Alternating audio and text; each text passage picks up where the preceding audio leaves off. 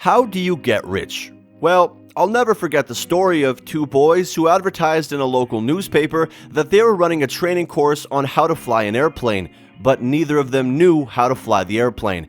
And so when they started having people register for the training, they then started figuring out on how to deliver that. So they did, and they went on to become a huge success. Growing rich and making a lot of money is 90% of getting out of your own way. Maybe you're thinking of doing something that you're very passionate about, but you keep feeling that you're not qualified to do it. That is what's holding you back, and you know what? Do it anyways. But I also understand that starting out can be hard and we all have to bring food on the table every day. So that's why I thought I might give you my best tips on how to get the money rolling in so fast that your neighbors start to think that you're doing something illegal, but you're not. First off is really simple but actually goes a long way, and it's really caring about the people you're working with. This will take you very far in both life and in business. You should care so much about your potential customers or clients to the point where they start feeling guilty for not doing business with you. And this is just because the goodness of your heart is oozing out to them. You can be sure that 80% of people will change those they do business with if someone who really cares shows up. This is really important, especially if you're just starting out, and people will ignore credibility and a track record for someone who really cares. People often hold back on the best service to others until they commit and pay. Do the opposite though. Commit to people before they pay and show that you care. If they never become clients, they will refer your business anyways. Everybody loves to refer businesses to good people that really care. I do for one, and you probably do too. Number 2 is remembering people's names, because after a little bit of success, we tend to forget about this, but it's actually so important, and it's happened to me more than once as a super busy popular YouTube megastar, because someone would send me an email, and I would reply to it, and the person would send another reply, surprised that I actually replied to my emails.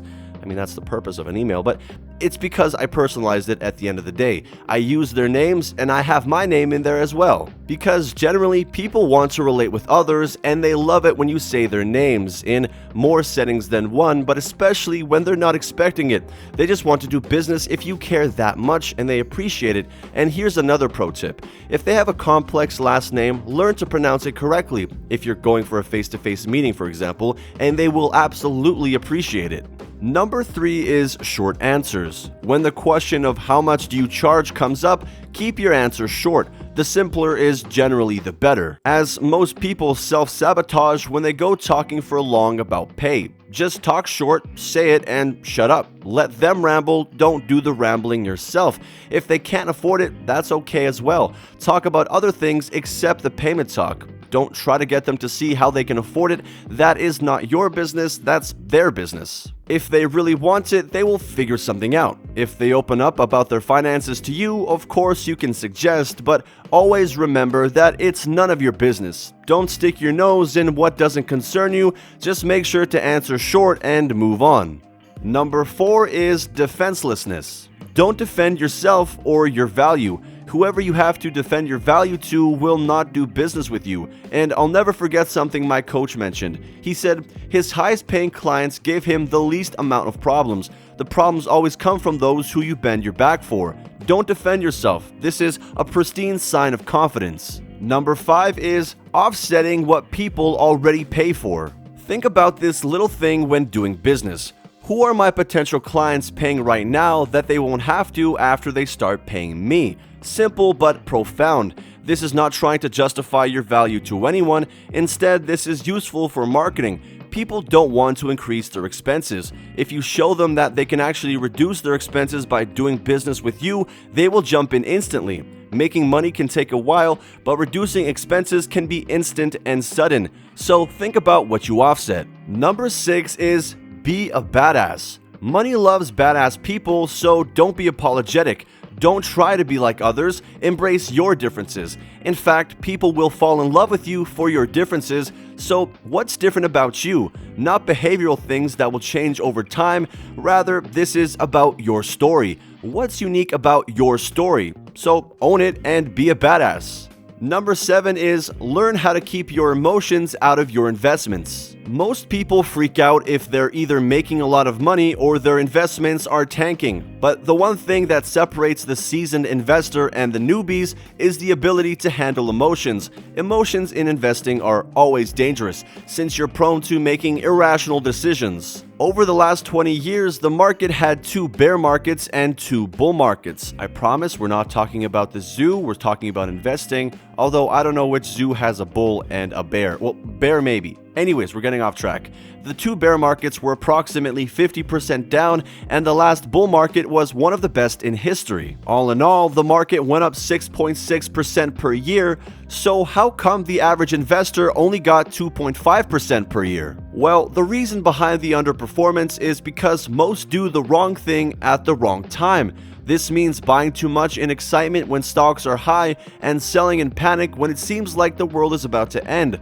The decision making is usually related to emotions, and it's important to know about this because it will enable you to handle the situations. And to paraphrase Ray Dalio, I can guarantee you one thing. Every asset class will likely go down 70% once or twice in our lifetime. The key principle here is that you have to be able to tolerate a 70% decline in the markets.